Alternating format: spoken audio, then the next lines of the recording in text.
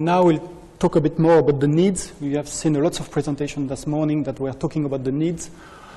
I don't want to reproduce them, but clearly nowadays the need for the IT department, IT infrastructure in our research infrastructure is driven by the data deluge, what's so-called data deluge or tsunami or whatever. This is the increasing amount of experimental data volume. Sorry. So just, I don't know, it's not working. Okay. Just what does it mean, data deluge? It's quite often to find the word in the press, in the magazine, but I just want to illustrate for some of us what does it mean. The first one is the case of a neutron facility. Typically, this is the DLL. We keep the data since the beginning of DLL, so 1973. And the total amount of experimental data for that period was 20 terabytes, which is not a problem. In 2012, it has jumped to 100 terabytes.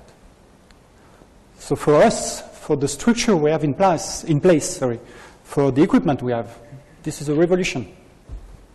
Even if it's not huge, if I compare to the next one. Next one is an example of X-ray. This is the one of the SRF. And so in 2011, they were storing 300 terabytes for the year of experimental data. In 2012, it has jumped to 1 peta. And if I talk about CERN, which is the high energy, in 2011 it was 10 peta. In 2012, it was 30 peta. This is really what it means. For us, we have to deal with it.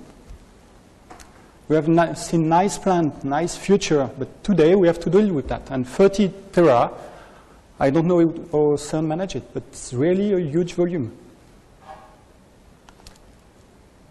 So the impact of such a things. The first thing is the capacity. We already talked about that. That's quite clear.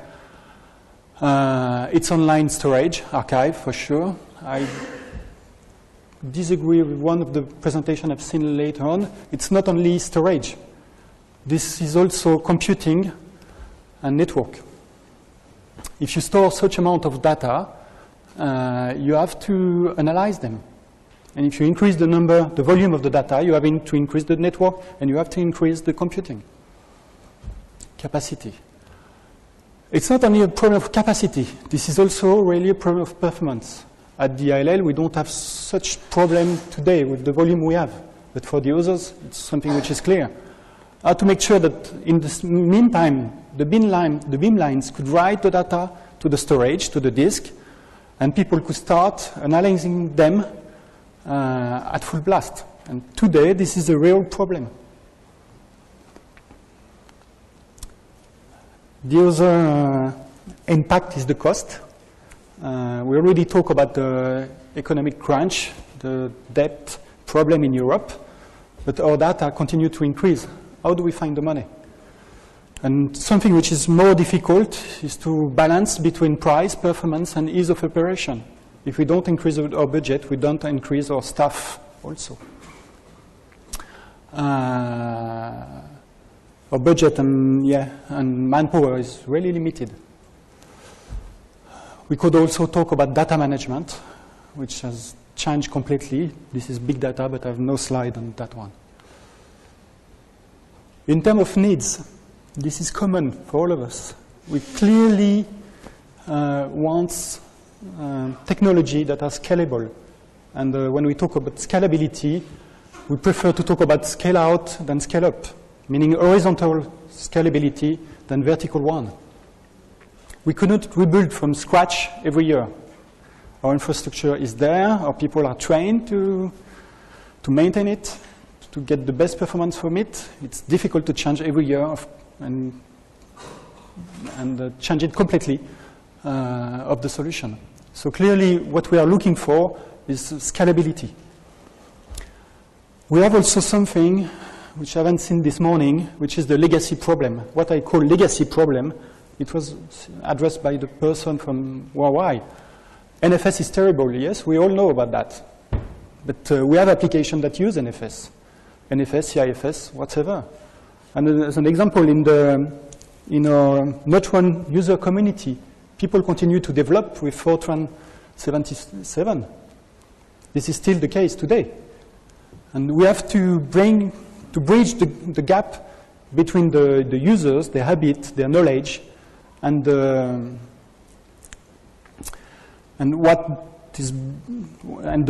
solution we bring in order to cover their needs. And here there is a delicate job to try to match them. And legacy is a real problem for us. The volume of application written that use NFS, that needs POSIX system behind, all of them use them today. We are not ready for other type of storage. And challenge, as said, challenge is not only capacity, but throughput, clearly. Something I wanted to say, we are not in a situation where we want quick relationship. We want long-standing relationship with you, industrial. You are providing the solution, the technical solution for us. And from time to time, you experience some difficulties with some of you, where the headquarters decided one day, we don't know why, to start to make much more profit with us, which is something which is not possible. We have a real problem with that. We have a technical problem, technical challenge with the data deluge. It's very difficult if, on top of that, we had difficulties with our suppliers, with our colleagues, I should say. We had a famous example, for instance, licensing. Most of us benefit from academic, sort of academic license, because we have an impact on education. We receive a lot of students in our research infrastructure, which is fair. And one day, the headquarters decided, no, they should be considered as commercial. Why? Usually such a thing is the end of the relationship. We couldn't afford such a thing. So that's why I want to stress it. We need to work together, and we need to build long-standing relationships. And we are open to that.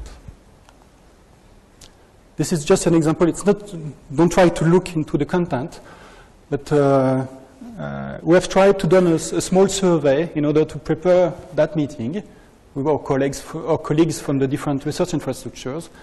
What is interesting here is the number of question marks.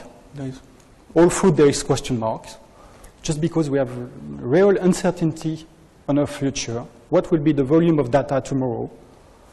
Most of us don't know.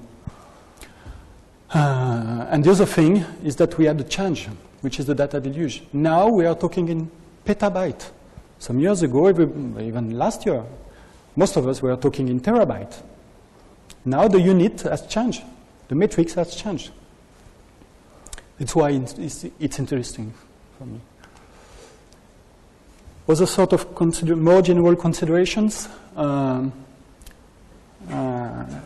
We outsource very few software development, and specifically when it deals with data analysis, because we need the expertise of the scientists in our research infrastructure. They are not used to provide specifications. They are lost with that, but we need them. And in most of cases, I don't know for all of us, but what I've seen is that we do in-house the software development for data analysis. Is there a way to change that? Don't know.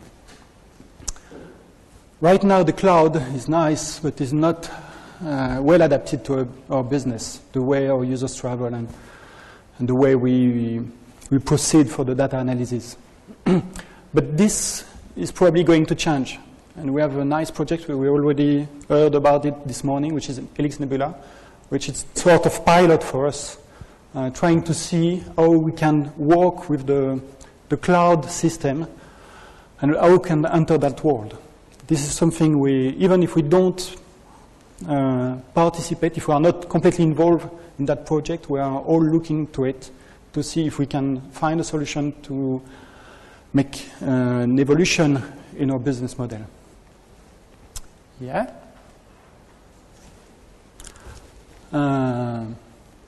This is an example from the Node1 and Synchrotron community currently, last year, I should say. Last year we were 35,000 users. It means that those persons are coming to our facility for an experiment, and what they have seen, the technology they have seen, and what they have used in our facility, when they get back to their home institution, when they try to work on the data, they will request the same type of technology. So the idea behind that is that you, our partner, commercial partners, you should see us as a sort of showcase. And I would like to stress, this is in order to stress the fact that the relationship should be developed and should be seen as not something for the near term, but for long future.